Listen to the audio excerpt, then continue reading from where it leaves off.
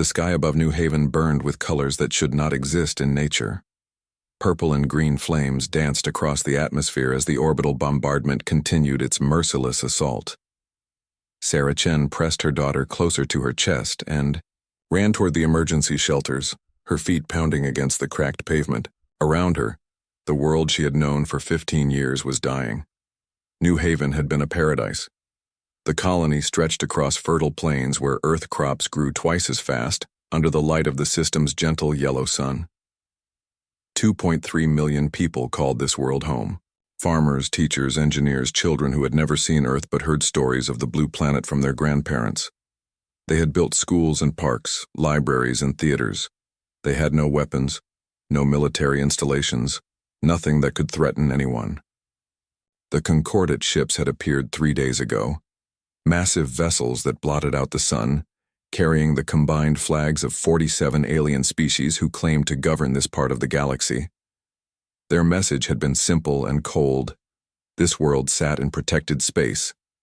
Humanity had no right to be here. Evacuate immediately. Colony Administrator Marcus Webb had tried to reason with them.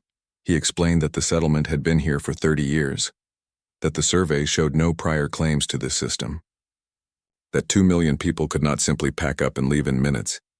He begged for 30 days, time to arrange transport ships, to gather belongings, to say goodbye to the only home most colonists had ever known.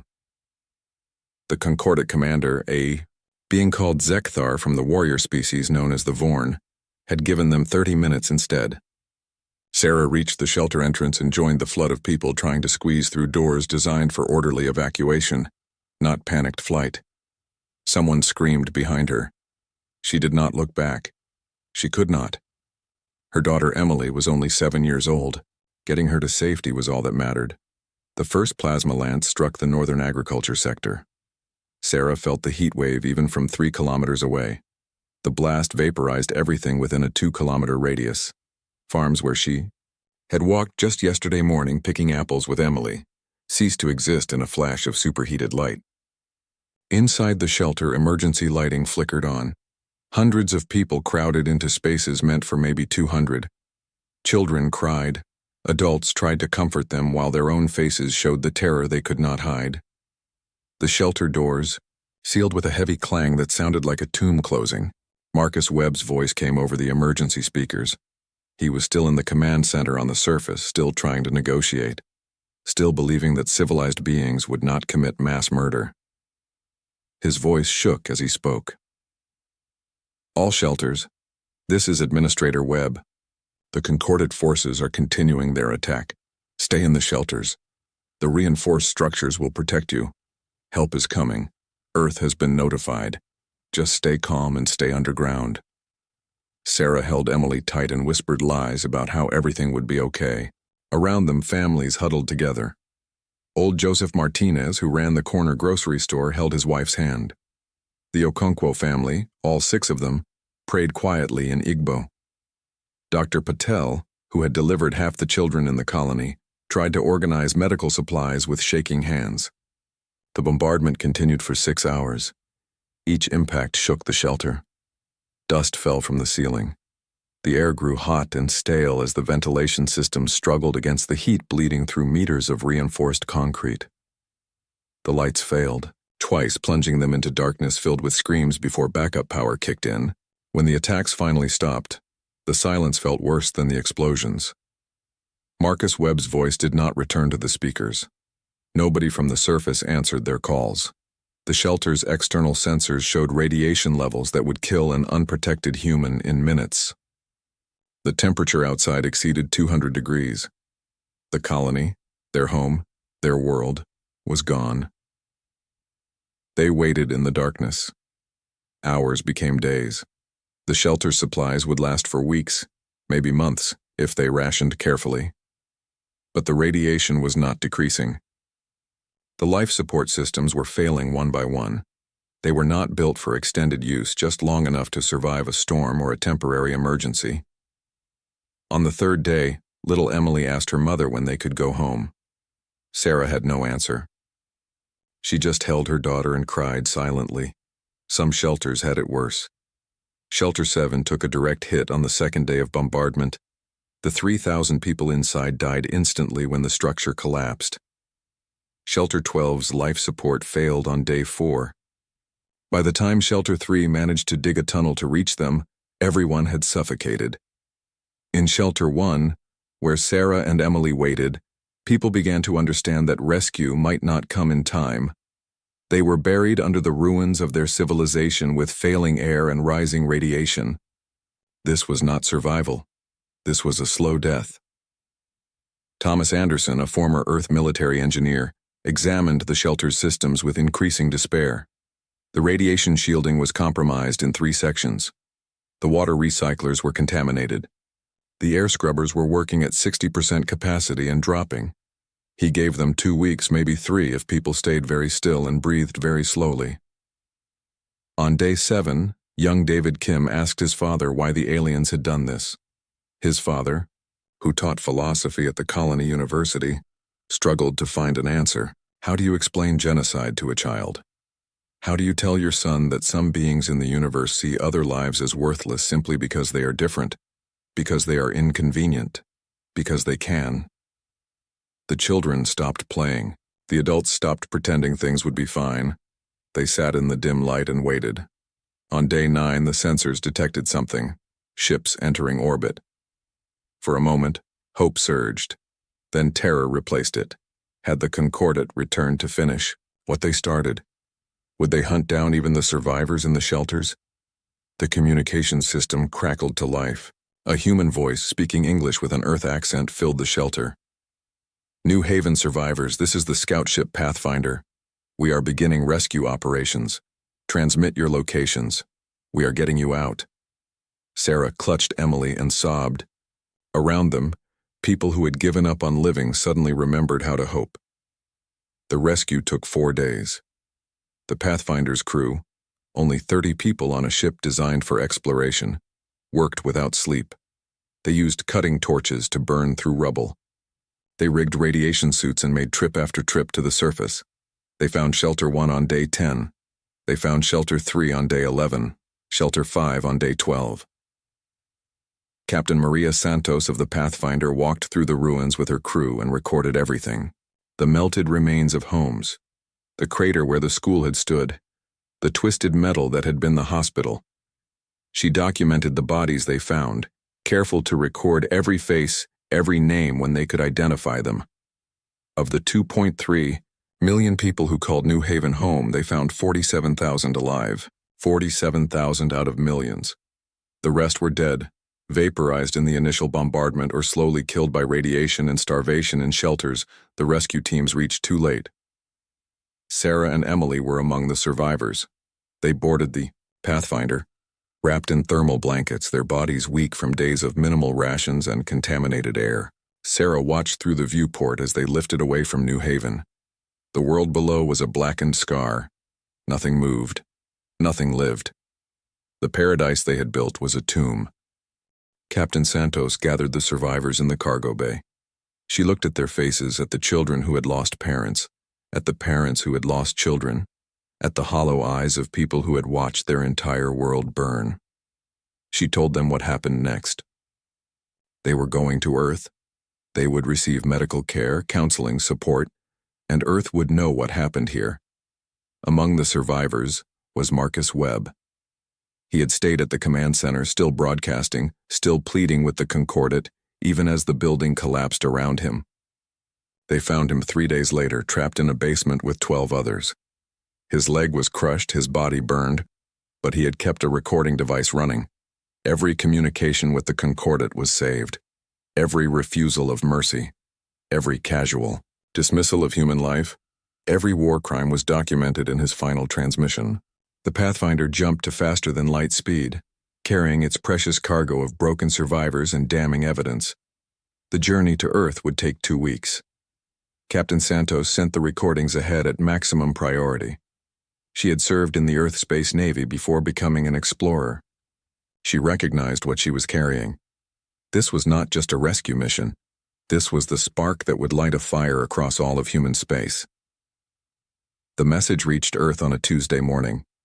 It reached the Mars colonies by Tuesday evening. By Wednesday, every human world, every station, every ship had seen the recordings. They watched Marcus Webb pleading for time to evacuate civilians. They heard Zekthar's cold refusal. They saw the bombardment begin. They counted the dead. The United Earth government convened an emergency session. Representatives from every nation, every corporation, every faction gathered in the assembly hall in Geneva. These were people who argued about everything, who could barely agree on what to have for lunch, who had spent 2 centuries bickering over resources and borders and pride. They took one vote. It was unanimous. Every shipyard in human space received the same order. Every factory, every forge, every construction facility was repurposed for a single goal. Humanity was going to war, not for conquest, not for territory, but to send a message that would echo across the galaxy. You do not burn our worlds. You do not murder our children. You do not get away with genocide. Admiral Kenji Tanaka, a quiet man who had spent 40 years building exploration ships, was called out of retirement. He accepted command of a fleet that did not yet exist, but soon would. His first order was simple. He wanted to meet the survivors. All of them. Sarah Chen stood before the Admiral with Emily at her side. He looked at her daughter, at the burns still healing on her arms, at the fear still living in her eyes. He knelt down to Emily's level and spoke softly. I am sorry for what happened to you. I am sorry we were not there to protect you, but I promise you this. The people who did this will answer for it, and no child, human or alien, will ever have to go through what you went through, not while we still draw breath. Emily looked at this old man with sad eyes and asked a simple question. Are you going to kill them all like they killed us? Admiral Tanaka shook his head. No, child. We are going to show them that being strong does not mean being cruel. We are going to teach them that justice is not the same as revenge. But mostly, we are going to make absolutely certain they never do this again. Sarah watched the Admiral stand and walk away. She did not know if she believed him. She did not know if justice was possible, or if the whole galaxy would simply burn. But she knew one thing with absolute certainty. Humanity was done asking politely. Humanity was done hoping other species would treat them with basic decency. The galaxy had mistaken their peaceful expansion for weakness. They were about to learn the difference between choosing peace and being unable to wage war. New Haven was dead. 2.3 million people were gone. But 47,000 survivors remained to tell the story. And behind them, gathering in the darkness of space, a sleeping giant was waking up. The galaxy was about to receive humanity's reply. The forge world of Mars had been quiet for decades. Tourists visited its museums, corporations mined its resources, and terraform engineers slowly worked to thicken its atmosphere. What nobody talked about, what even most government officials did not know, was what lay beneath the red sand. Dr. Helen Park stood in the command center 3 kilometers underground and watched as her life's work activated.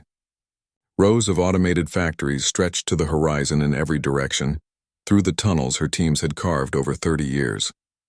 Each factory was designed with one purpose: build warships faster than any enemy could count. She had proposed the project 40 years ago, fresh out of university with a doctorate in industrial engineering and a terrible vision of humanity's future.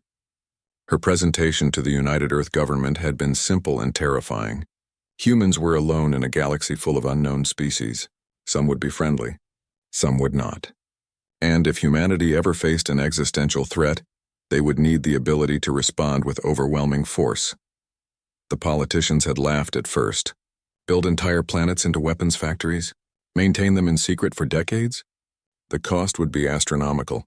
The paranoia unnecessary. Humanity was making friends among the stars, not enemies. Then the Outer Rim incident happened.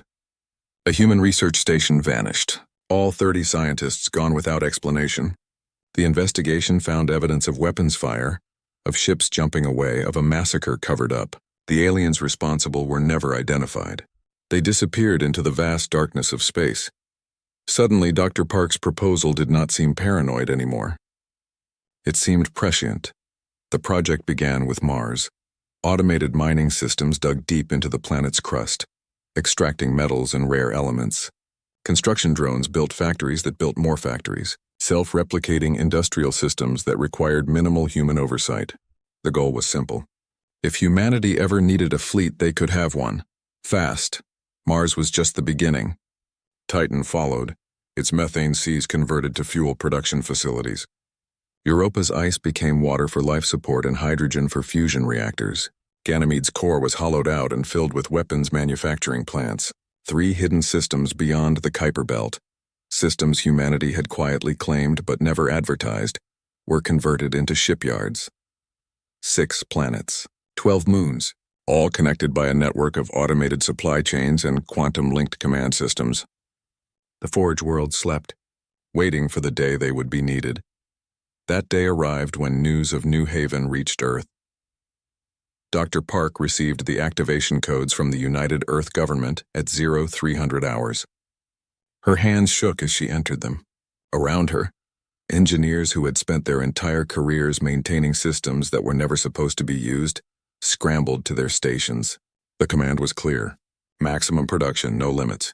Build the fleet. The Forges woke up hungry. On Mars, fusion reactors that had run at minimal power for decades surged to full capacity. Mining drones that extracted a few tons of ore per day shifted to thousands of tons per hour. Factory floors designed to produce 1 ship per month reconfigured themselves for continuous production. The entire planet began to hum with industrial fury. The design they built was called the Retribution-class Dreadnought. 3 kilometers of armor, weapons, and engines. There was no luxury, no comfort, no space wasted on anything that did not contribute to its singular purpose. These ships existed to fight and to win. The hull was a sandwich of titanium carbide composite and reactive armor that could absorb direct hits from plasma weapons. The engines used quantum-entangled particles to generate thrust, a technology humanity had reverse-engineered from ancient alien ruins found on a dead world 20 years ago. Nobody knew who built the original technology. They had been extinct for millions of years, but their science worked, and humanity had learned from it. The weapons were brutal in their simplicity. Railguns lined the spine of each ship, capable of accelerating tungsten rods to a significant fraction of light speed. Each projectile carried enough kinetic energy to shatter a small moon. Plasma lances, powered by the same fusion reactors that drove the engines, could burn through any known armor. And antimatter torpedoes, the most expensive and devastating weapons in the human arsenal, were loaded into launch tubes at the rate of 100 per ship. Building 1 Retribution-class Dreadnought took 3 months with traditional shipyard methods. The Forge worlds built them in 8 hours. The secret was automation and scale. Every component was manufactured simultaneously across hundreds of factories. Hull sections were printed using molecular assemblers that built matter atom by atom. Engines were constructed in zero-gravity facilities and transported through underground maglev tunnels. Weapon systems were tested, calibrated, and installed by robots that never slept, never made mistakes, and worked at speeds no human could match. The first ship rolled out of the Mars Forge on day 3 after activation. Engineers watched in awe as the massive vessel lifted from the underground construction bay and rose through the carefully concealed launch shaft. On the surface, tourists taking pictures of the sunset never noticed the brief shimmer in the air as the ship's stealth systems activated and it vanished into orbit. By the end of week 1, 500 ships were in orbit.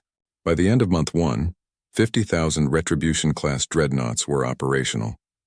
The fleet grew at an exponential rate as more Forge worlds came online, and production lines optimized themselves. Admiral Tanaka visited Mars on day 30. He walked through the factories with Dr. Park, watching robots assemble weapons of war with mechanical precision. A new ship emerged from the construction bay every 15 minutes. The scale was beyond anything he had seen in 40 years of military service. "Can you really build 500,000? He asked Dr. Park. She nodded. "We can build 1,000,000 if you need them. The only limit is raw materials, and we have asteroid mining drones bringing in enough metal to build 10,000 ships per day. The system is self-sustaining now. It will run until we tell it to stop or until we run out of things to build from." Admiral Tanaka watched another dreadnought rise from the depths of Mars. Each ship represented enough firepower to conquer a small solar system. 500,000 of them would be the largest fleet ever assembled in human history. Possibly the largest fleet in galactic history. The Concordat has no idea what is coming, Dr. Park said quietly. Their intelligence services are good, but they cannot penetrate our security. By the time they realize what we have built, it will be too late. The Admiral nodded slowly. That is the point. We do not want a fair fight. We want them to know, absolutely and without question, that they made a mistake. That attacking humanity was the worst decision they ever made. Recruitment centers across human space were flooded with volunteers. Every person who saw the footage from New Haven wanted to serve. They wanted to be part of humanity's reply. Veterans came out of retirement. Young people barely old enough to enlist signed up by the millions. Former rivals and enemies put aside their differences to stand together. The training was intense but brief. The ships were so advanced, so automated, that they practically flew themselves. Human crews were needed for decision-making, for strategy, for the things computers could not do. But gone were the days of massive crews maintaining every system manually. A Retribution-class dreadnought needed only 300 personnel. With 50,000 ships operational in the first month, 15 million humans were serving in the fleet. More arrived every day. Commander Sarah Chen, survivor of New Haven, walked into a recruitment office on Earth 6 weeks after her rescue. Her daughter Emily was in a care facility, recovering physically but still waking up screaming from nightmares. Sarah could not bring her child back. She could not undo what happened, but she could make absolutely certain it never happened again. The recruiter looked at her medical files and frowned. "Ma'am, you have severe PTSD. You are still recovering from radiation exposure. You have a young child who needs you. Are you certain you want to serve?" Sarah met his eyes with a gaze that had watched her world burn. "My daughter needs a galaxy where colonies do not get wiped out by aliens who think we are insignificant. I am going on that fleet. Put me wherever you need me." They made her a communications officer on the dreadnought Remember Them. The ship's name was not subtle. None of them were. Justice for New Haven, never again. 2 million voices. The fleet did not hide its purpose.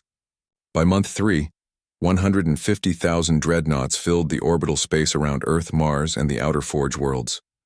The site was visible from the surface of Earth. At night, people looked up and saw not stars but the running lights of warships. The sky glittered with humanity's wrath. The Concordat finally noticed. Their intelligence services had dismissed early reports. Humanity building hundreds of thousands of warships? Impossible. No species had that industrial capacity. It had to be propaganda, psychological warfare, an attempt to scare the Concordat into concessions. Then their spy satellites captured images of the Forge worlds. The analysts stared at the data in disbelief. Mars was not just building ships. It was producing them at a rate that violated every known principle of economics and logistics. 1 ship every 15 minutes from a single planet. The numbers made no sense. They sent covert operatives to human space. 3 ships disguised as merchant vessels entered the Sol system to observe. They never reported back. Humanity's defense network was far more sophisticated than the Concordat realized. The spy ships were detected, tracked, and quietly disabled. Their crews were captured and held in comfortable detention, while their governments received a simple message.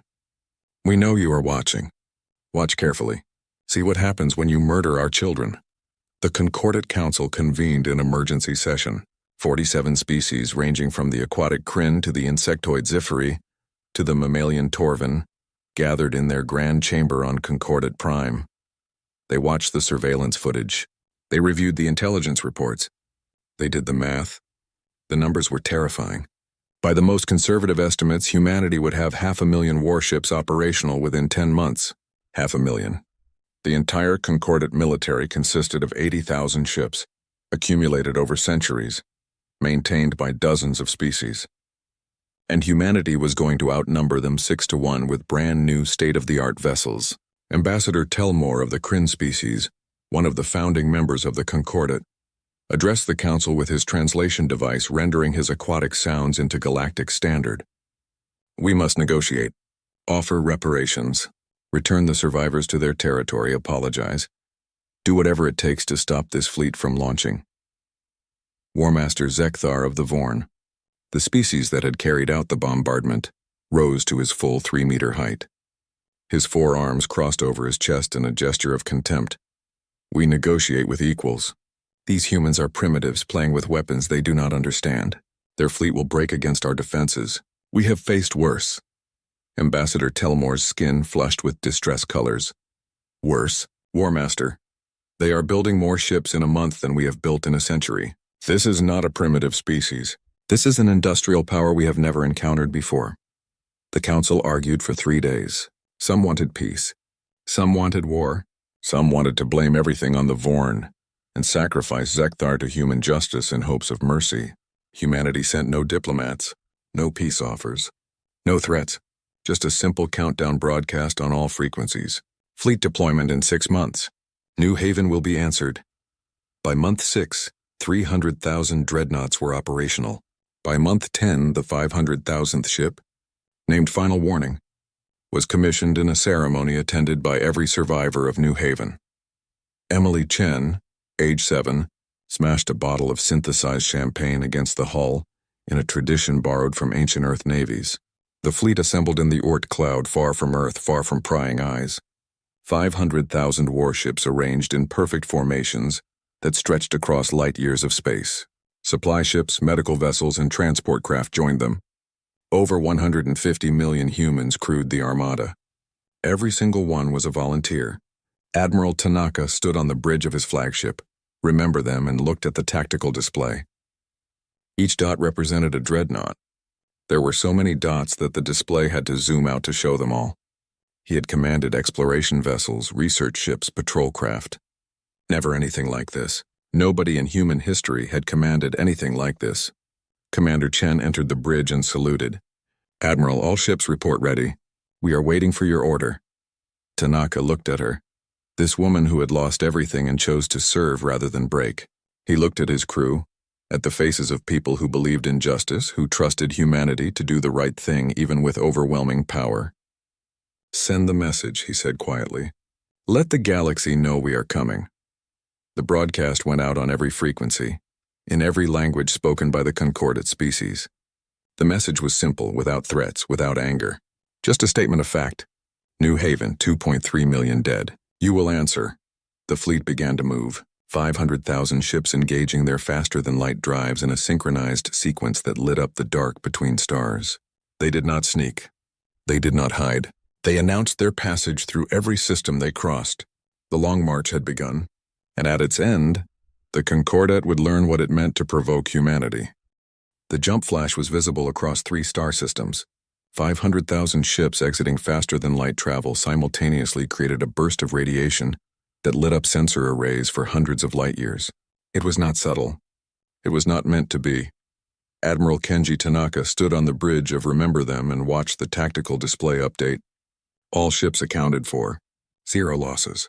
The massive transit had worked perfectly. They were now 3,000 light-years from Earth and 12,000 light-years from Concordat Prime. 39 more jumps to go. The fleet moved through space like a migration of metal whales. Each jump took them 400 light-years closer to their destination. Each jump was coordinated to the microsecond, allowing the entire armada to stay together. Human engineers had spent months perfecting the mass transit corridors, pathways through space-time where hundreds of thousands of ships could travel safely without colliding or scattering across the galaxy. After each jump, the fleet paused for 6 hours. Ships recharged their faster-than-light drives. Crews rested. Engineers performed maintenance, and the Admiralty reviewed intelligence reports from the systems they passed. The first system they jumped through was called Viridian, home to the Loth species. The Loth were not part of the Concordat, just a peaceful species that traded with everyone and bothered no one. When the human fleet appeared in their system, every Loth ship immediately fled to the far side of their star. Admiral Tanaka sent them a message. People of Viridian, we mean you no harm. We are passing through your territory on our way to Concordat space. We will be gone in 6 hours. Please accept our apologies for the intrusion. The Loth planetary government responded with confusion and terror. They had never seen a military fleet this large. Nobody had. The largest battle in their recorded history involved maybe 200 ships. The humans had brought 500,000. When the human fleet jumped away exactly 6 hours later, having touched nothing and harmed no one, the Loth sent the recordings to every species they knew. The message spread across the galaxy. Humanity was on the move, and they were showing restraint even in their fury. The second system they passed through was Kalin 4, a minor Concordat military outpost. 300 Concordat ships were stationed there to monitor the border and intercept smugglers. When the human fleet arrived, the Concordat commander did not even try to fight. He evacuated the outpost and jumped away, broadcasting a frantic warning back to Concordat Prime. Admiral Tanaka let them go. The fleet's mission was not to hunt down random patrols. It was to reach the Concordat capital and force a reckoning. By the fifth jump, the psychological impact was spreading across the galaxy faster than the fleet itself. Every species with any connection to galactic affairs was watching. Some with fear, some with fascination, some with secret satisfaction that the Concordat was finally facing consequences for their arrogance. The independent traders and merchant guilds saw opportunity. They began broadcasting offers to humanity. Food supplies, fuel, anything the fleet might need, all at competitive prices. Admiral Tanaka authorized limited purchases, paying in human currency and establishing trade relationships that would matter after the war ended. The Concordat tried to spin the situation. Their propaganda networks broadcast messages claiming the human fleet was a bluff, holographic projections, or a desperate attempt to avoid the consequences of settling restricted space. Nobody believed them. Too many independent observers had seen the fleet. Too many sensors had recorded the jump flashes. The evidence was overwhelming. Commander Sarah Chen worked the communication station aboard Remember Them, coordinating transmissions between ships and monitoring the galactic communications network. She watched the Concordat propaganda with cold amusement. They were still trying to save face, still pretending humanity was the aggressor. She remembered the recording her colony administrator Marcus Webb had made. The Concordat commander Zekthar refusing to allow civilian evacuation, the casual dismissal of human life, the bombardment that followed. She had listened to that recording 100 times, each time feeling the anger burn a little hotter. The fleet continued its march. Jump by jump, system by system, they moved toward Concordat space. Each appearance was announced on all frequencies with the same simple message. New Haven, 2.3 million dead. You will answer. By the 10th jump, independent species began sending messages of support. The Varesh, a species that had lost a colony to Concordat enforcement actions 20 years ago, transmitted their gratitude that someone was finally standing up to the Concordat's brutality. The Halim, who had been forced to accept unfair trade terms under threat of military action, offered to provide star charts and intelligence. Admiral Tanaka accepted the intelligence and filed it carefully. He did not want allies driven by revenge or opportunism, but he would not refuse information that could save human lives. The Concordat military scrambled to respond. They pulled ships from patrol routes, from border stations, from defensive positions across their territory. The mobilization was chaotic and panicked. They had not fought a major war in 2 centuries. Their military was designed for police actions, for intimidating minor species, not for facing an existential threat. By the 20th jump, the fleet was halfway to Concordat Prime. The psychological warfare was working exactly as planned. Every jump created more panic, more pressure, more cracks in the Concordat's unity. The scifi, an insectoid species known for their logical approach to survival, withdrew from the Concordat military alliance. Their Queen Mind issued a statement that was cold and practical. The humans have shown overwhelming force and remarkable restraint. They announce their movements, they harm no civilians, they pay for supplies. This is not the behavior of conquerors. This is the behavior of a species seeking justice. We will not die for the Vorn's war crimes. The scifi withdrawal removed 15,000 ships from the Concordat defense fleet. More importantly, it showed other species that abandoning the Concordat was an option. The Kryn tried diplomacy. Ambassador Telmore, who had argued for peace from the beginning, sent a message directly to Admiral Tanaka. It was eloquent and desperate. He explained that the attack on New Haven was ordered by Vorn military commanders without proper authorization. He offered to arrest Zekthar and the other officers responsible. He offered reparations, territory, anything humanity wanted. Admiral Tanaka's response was brief. Ambassador, we appreciate your position. We understand that not all Concordat species supported the attack on New Haven.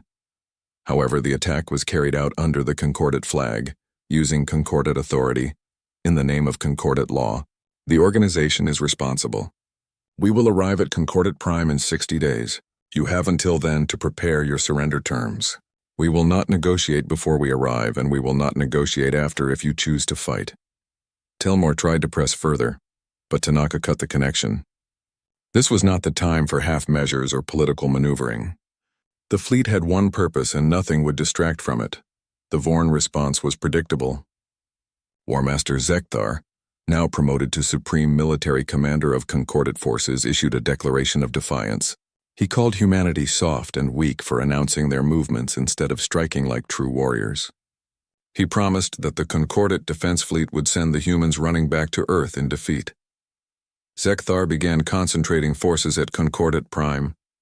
He pulled ships from every corner of Concordat space, abandoning border stations and leaving minor systems undefended. Everything was being staked on a single decisive battle. By the 30th jump, the human fleet crossed into official Concordat territory. They were 5 jumps away from Concordat Prime. The tension across the galaxy was suffocating. Every species watched and waited to see if this would end in negotiation or annihilation. Admiral Tanaka called a meeting of all ship captains via holographic conference. 500,000 officers appeared in the virtual space, their faces showing determination and focus. These were the people who would carry out humanity's reply. He needed them to understand what that reply would be. Captains, Tanaka began, his voice calm and measured. We are 5 days from Concordat Prime. When we arrive, we will face their full military might. They outnumber us in terms of nothing, actually. We outnumber them 6-1. We have better technology. We have better coordination. We will win the battle. He paused and looked across the sea of faces. But winning the battle is not our goal.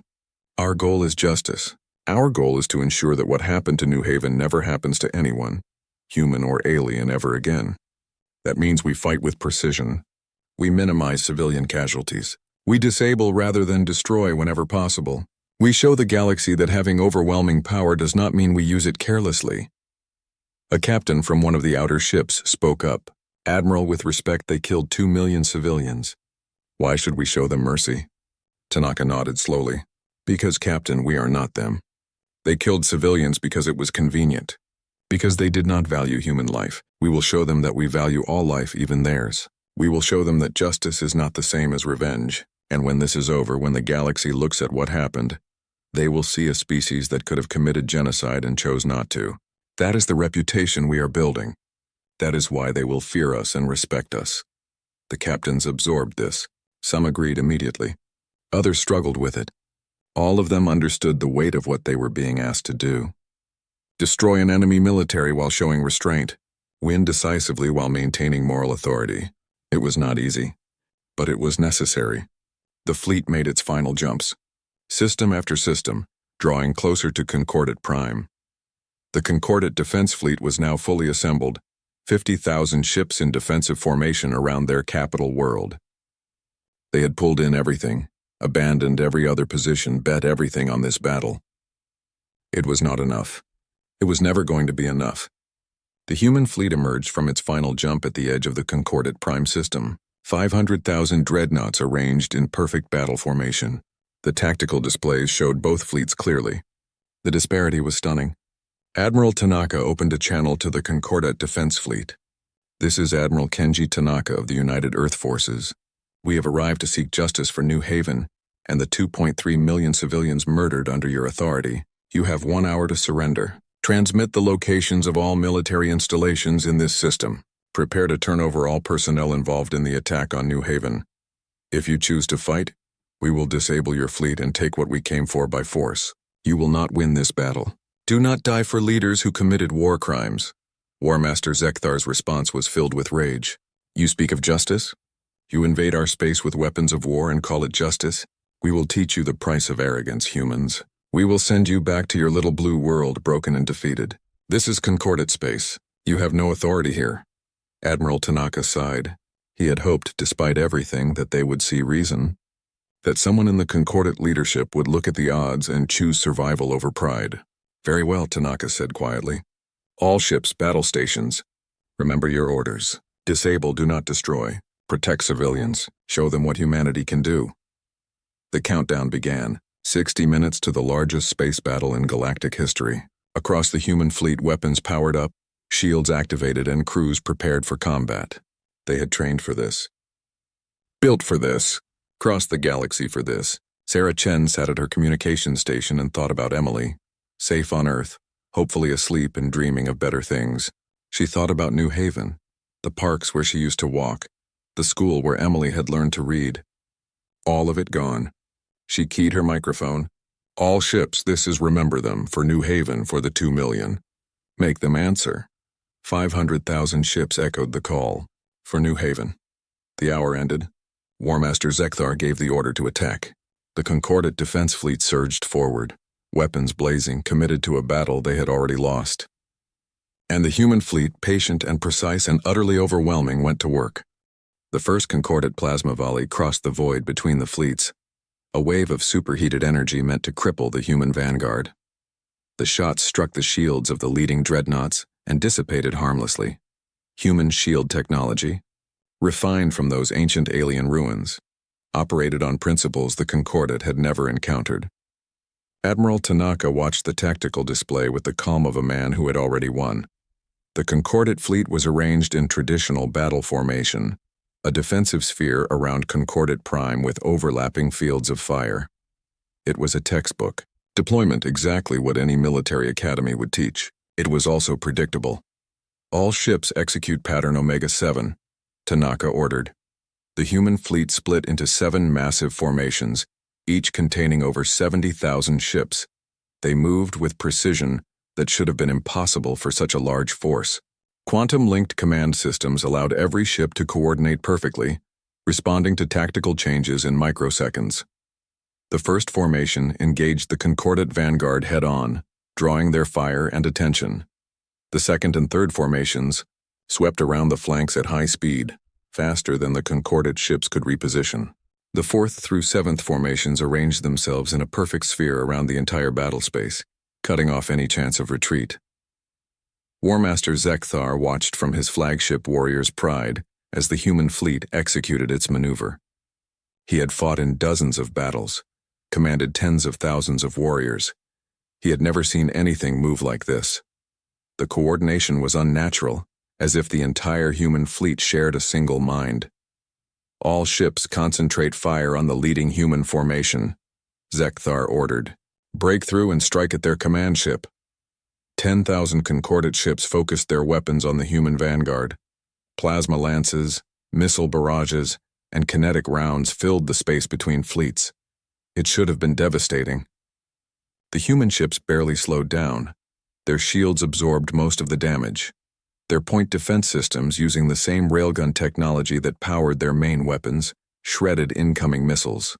A few ships took damage, their shields flickering under sustained fire, but they simply rotated back into the formation while fresh ships took their place. Then the humans returned fire. The railgun volleys were synchronized across thousands of ships. Tungsten rods accelerated to incredible velocities, each one carrying kinetic energy measured in megatons. They did not strike randomly. Each shot was calculated, targeted at specific systems on specific ships, engines, weapons, shield generators. The Concordat vanguard began to break apart, not exploding in dramatic fireballs, but systematically disabled. Ships lost power and drifted. Weapons went offline. Crews abandoned vessels that were suddenly dead in space. Disable, not destroy, Admiral Tanaka reminded his fleet. These are soldiers following orders. We are not here for revenge.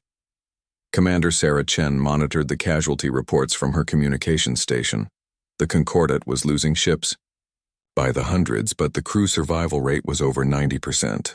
Human targeting was surgical, destroying capability while preserving lives. The battle continued for 4 hours, but the outcome was never in doubt. The Concordat fleet fought bravely, fought desperately, but they were simply overmatched. Human technology was better. Human numbers were overwhelming. Human coordination was flawless. By the third hour, 20,000 Concordat ships were disabled and drifting. The remaining 30,000 were scattered, their formation broken, their command structure in chaos. War Master Zekthar continued to order attacks. but fewer ships responded to each command. Admiral Tanaka opened a channel to the Concordate fleet. War Master Zekthar, you have lost this battle. Your ships are disabled. Your defenses are broken. You can continue fighting and watch your warriors die, or you can surrender and save lives. There is no shame in recognizing when you are beaten. Zekthar's response was filled with rage and pain. We are Vorn. We do not surrender. We die with honor. Then you will die, Tanaka said quietly, and your warriors will die and it will accomplish nothing. Is that the honor you want? To waste lives in a battle already lost?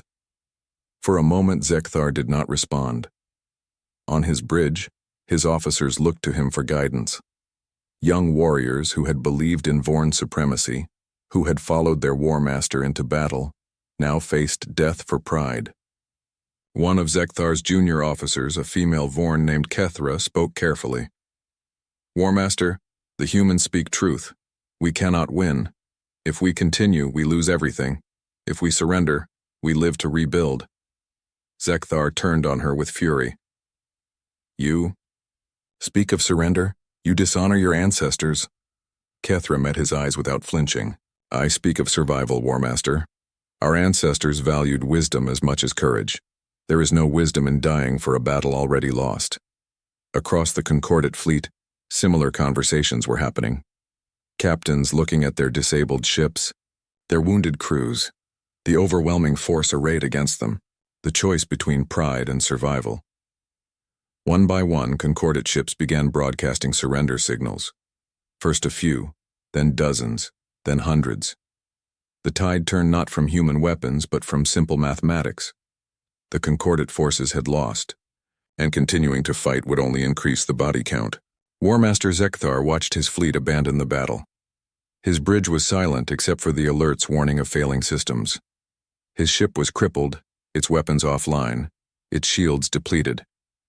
He had led the Concordate forces to complete defeat. Finally, he transmitted his own surrender.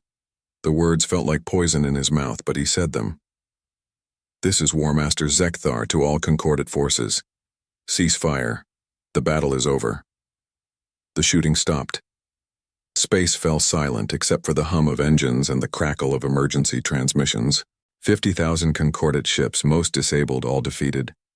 500,000 human ships, barely scratched, surrounding them completely. The final count showed 3,000 Concordate ships destroyed, not by human choice but by accidents. Collisions and a few captains who chose to self-destruct rather than surrender. 47,000 ships were disabled and adrift. The crew casualties were remarkably low. The Concordate had lost the battle, but kept most of their people alive. The human fleet had 0 ships destroyed. 43 ships needed repairs. Total human casualties, 18 dead, 200 wounded. It was not a battle. It was a demonstration. Admiral Tanaka established a perimeter around Concordate Prime and began the siege. Human ships took up positions at every orbital approach, every jump point, every possible escape route. Nothing would leave this system without human approval. The terms were broadcast to the Concordate government. Surrender all personnel involved in the New Haven attack. Provide full access to military installations. Disarm the planetary defense systems. Accept occupation until the terms of justice were satisfied. The Concordate Council met in emergency session. The chamber that had once held 47 proud species now held terrified politicians watching their civilization crumble. Ambassador Telmore of the Kryn argued for immediate surrender. The Torvan representative wanted to evacuate the government and continue resistance from other worlds. The Vorn delegates demanded a fight to the last warrior. The debate raged for 2 days while the human fleet waited in perfect formation, patient and implacable. On the 3rd day, Admiral Tanaka did something unexpected. He requested permission to land on Concordate Prime with a small diplomatic shuttle. No weapons, no Marines, just himself and a translator. He wanted to address the Concordate Council in person. The Council, stunned by this move, granted permission. What choice did they have? The human fleet could glass the planet from orbit if they wanted. A single admiral in their council chamber was hardly a threat. Kenji Tanaka walked into the Concordate Council chamber wearing his dress uniform, unarmed except for a ceremonial sidearm that had never been fired. He stood before the assembled representatives of 47 species and spoke in a voice that carried calm authority. Members of the Concordat Council, I am Admiral Kenji Tanaka of the United Earth Forces. I have traveled 15,000 light-years to stand before you, not to conquer you, not to destroy you, but to ensure you understand what you did and what will happen now. He activated a holographic display, showing the recordings from New Haven. The council members had seen them before, but watching again with the Admiral standing before them made it real in a way it had not been. 2.3 million civilians, Tanaka continued. Farmers, teachers, children. They had no weapons. They posed no threat. Your forces gave them 30 minutes to evacuate a world they had lived on for 3 decades. When they could not comply with this impossible demand, you burned their world. Some council members looked away. Others watched with obvious discomfort. A few, including the Vorn delegates, remained defiant. You made assumptions about humanity, Tanaka said. You assumed we were weak because we preferred peace. You assumed we were primitive because we avoided conflict. You assumed you could kill our people without consequence. You were wrong on all counts.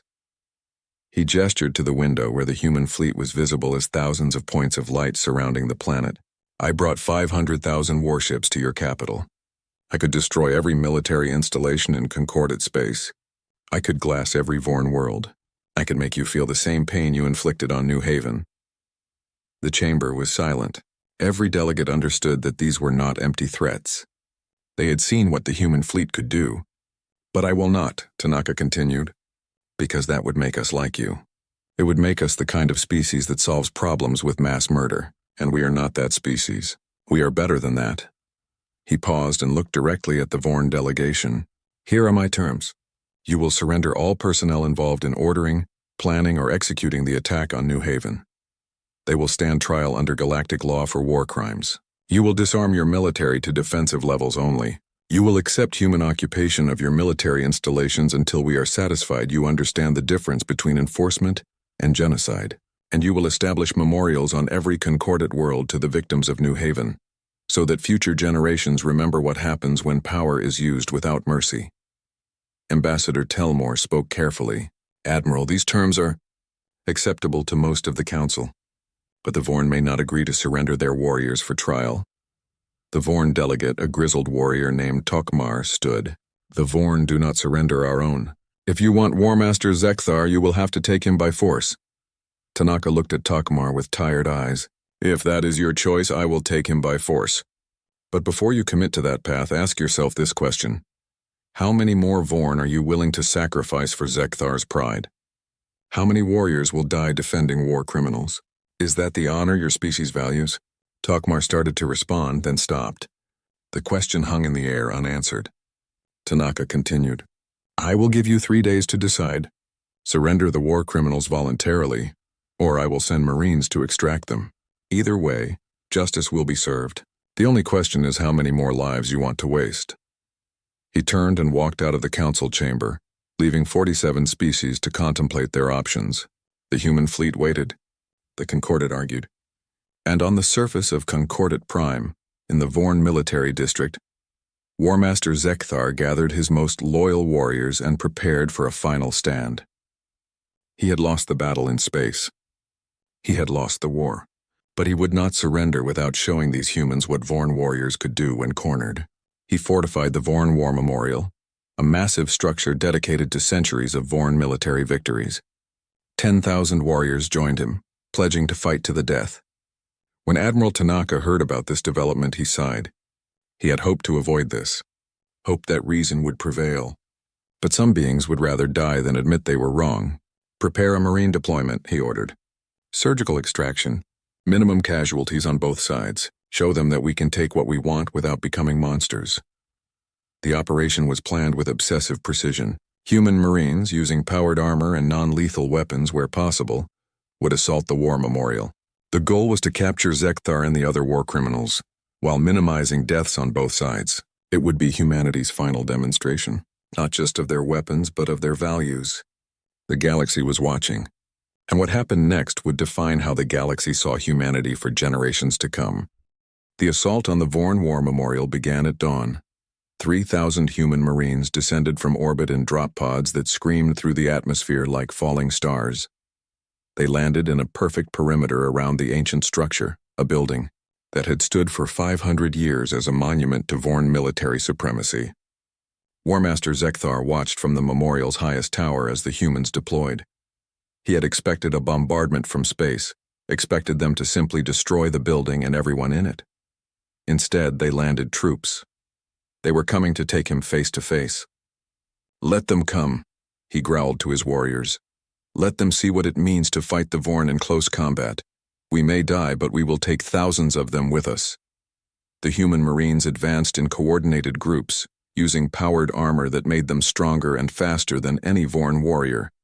They carried weapons designed for this specific mission: electromagnetic pulse rifles that could disable electronics, sonic stunners that incapacitated without killing, and as a last resort, conventional firearms loaded with ammunition designed to wound rather than kill. The Vorn warriors opened fire first. Plasma rifles and kinetic weapons hammered at the advancing Marines. The human armor absorbed most of the damage, but 3 Marines went down in the first volley. Their armor breached, their bodies wounded but not dead. The human response was measured. Stun grenades flew through the air, disorienting the Vorn defenders. Electromagnetic pulses disabled their weapons. When the Vorn charged in close combat, as their warrior culture demanded, the Marines met them. With training and technology designed for exactly this scenario, a Vorn warrior 3 meters tall and armed with a plasma blade charged at Marine Sergeant Marcus Webb. Yes, that Marcus Webb, the administrator who had survived New Haven and chosen to serve. He had trained for 6 months specifically for this mission.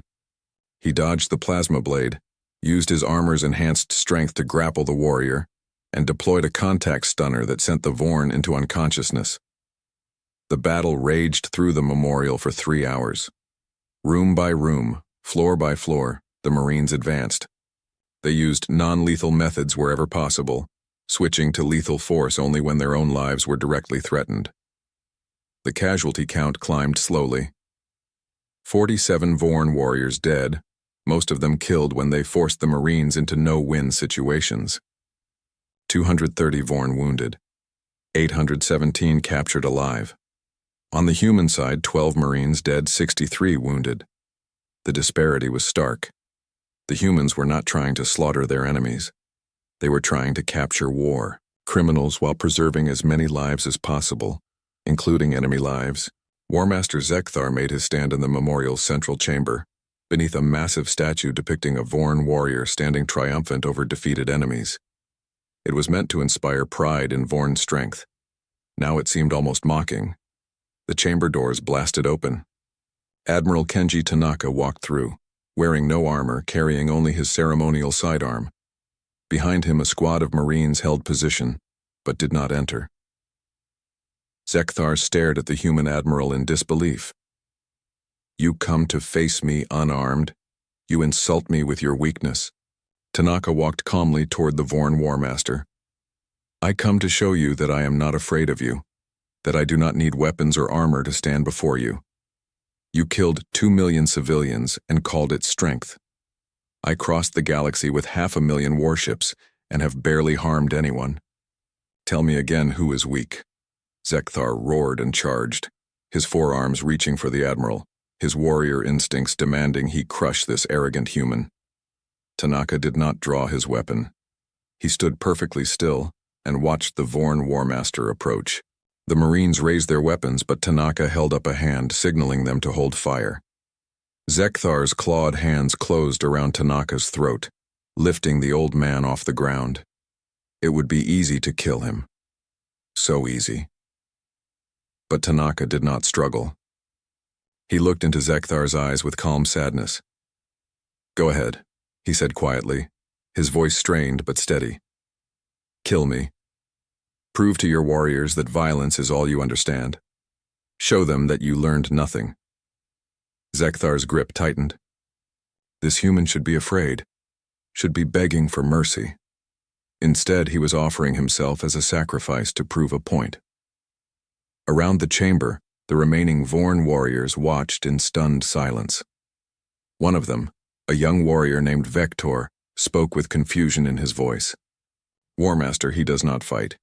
He does not defend himself. This is not battle. This is execution." Another warrior, an old veteran named Krell, lowered his weapon. The Admiral speaks truth, War Master. We killed civilians who could not defend themselves and called it enforcement. He could have killed us all from orbit but chose to send soldiers instead. Which of us has shown true strength? Zekthar looked around at his warriors. These proud Vorn, bred for combat, trained from birth to value honor and strength. And they were questioning him, questioning the values they had always held. He released Tanaka, letting the Admiral drop to the ground. Tanaka caught himself, straightened his uniform, and met Zekthar's gaze without fear. You should have destroyed us, Zekthar said, his voice heavy with confusion and defeat. We would have. If humanity had attacked a Vorn world, we would have burned every human planet in revenge. Why did you not? Tanaka rubbed his throat where bruises were already forming. Because revenge is easy. Justice is hard. Because killing you accomplishes nothing except creating more hate. And because I want the galaxy to see that humans can have overwhelming power and still choose mercy. He gestured to the Marines at the door. These warriors could kill everyone in this room in seconds, but they are holding fire, waiting, hoping you will surrender peacefully. That is strength, War Master. The strength to control your power, the strength to choose when not to use it. Zekthar looked at his warriors, at the human Marines, at the Admiral standing before him bruised but unbroken. His entire worldview was collapsing. Everything he had believed about strength, about honor, about the right way to wield power was being challenged by this old human who refused to kill him. Slowly, with movements that felt like lifting mountains, Zekthar removed his weapons and placed them on the ground. I surrender, he said, the words tasting of ash and shame. I surrender myself to your justice. The remaining Vorn warriors followed his example. Weapons clattered to the floor. Proud warriors knelt in submission. The battle was over. The trial of War Master Zekthar and 147 other Concordat officers began 3 months later. It was held not on Earth but on a neutral world, presided over by judges from species unaffiliated with either humanity or the Concordat. The proceedings were broadcast across the galaxy. The evidence was overwhelming. The recordings from New Haven showed the orders, the refusal to allow evacuation, the deliberate targeting of civilian population centers. Zekthar did not deny any of it. He sat in the defendant's chair and admitted everything. I gave the orders, he said when asked. I believed humans were primitives who needed to learn their place in the galaxy. I believed that showing strength would prevent future conflicts. I was wrong. I am guilty. The judges deliberated for 1 week. The verdict was unanimous. Guilty on all counts of genocide, war crimes, and crimes against sapient beings. The sentence, life imprisonment, with the condemned required to spend their sentences rebuilding what they had destroyed. Zekthar and the other convicted officers were transported to New Haven. The world was still dead, still poisoned by radiation, still bearing the scars of the bombardment. They would spend the rest of their lives working to restore it, using Concordat technology to clean the soil, replant the forests, rebuild the cities. They would never see the world alive again, but perhaps future generations would. The Concordat military was disbanded and reformed under strict limitations. No offensive weapons, no fleet larger than necessary for system defense. Human observers stationed at every major military installation to ensure compliance. The occupation lasted 5 years. Human forces remained in Concordat space not as conquerors but as peacekeepers. They repaired the damage from the battle. They established trade agreements. They shared medical technology and helped rebuild damaged infrastructure. It confused many species. Conquerors were supposed to exploit the defeated, to take resources, to impose harsh terms. Instead, humanity was helping, building schools, training engineers, offering aid to worlds that had been part of the alliance that attacked them. Ambassador Telmore of the Kryn met with Admiral Tanaka during the 3rd year of occupation. The aquatic diplomat had become humanity's strongest advocate in the former Concordat, working to heal the divisions and rebuild trust. I do not understand your species, Admiral, Telmore said, his translation device rendering his thoughts into human language. You had the power to dominate us completely. To take whatever you wanted. Why did you not? Tanaka smiled. Because, Ambassador, we learned something from our own history. On Earth, we fought wars for thousands of years. We conquered and were conquered. We built empires and watched them fall. And we learned that peace built on fear does not last. It takes just one generation to forget the fear, and then the cycle starts again. He looked out the window at Concordat Prime, where human and Concordat workers were rebuilding a damaged space station together. But peace built on mutual respect, on shared values, on the understanding that we are stronger together than apart, that peace can last. That is what we are building here. The Terran Defense Fleet did not disband after the occupation ended. The 500,000 dreadnoughts remained operational, stationed across human space and along the former Concordat borders. They patrolled trade routes, responded to emergencies, and served as a constant reminder. Humanity could do this again. Humanity could build another fleet, could cross the galaxy, could defeat any enemy, but humanity chose not to, chose to be protectors instead of conquerors. Other species took notice. The independent worlds that had stayed neutral during the conflict began approaching humanity for alliances. Not out of fear, though that was part of it, but out of genuine respect.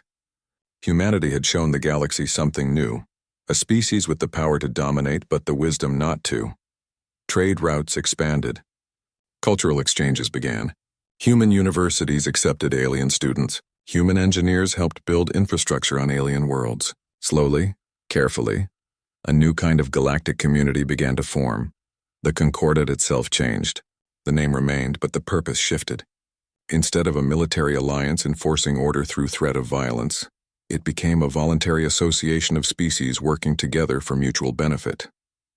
The Vorn, once the military backbone of the old Concordat, became its peacekeepers, using their warrior culture to protect rather than conquer.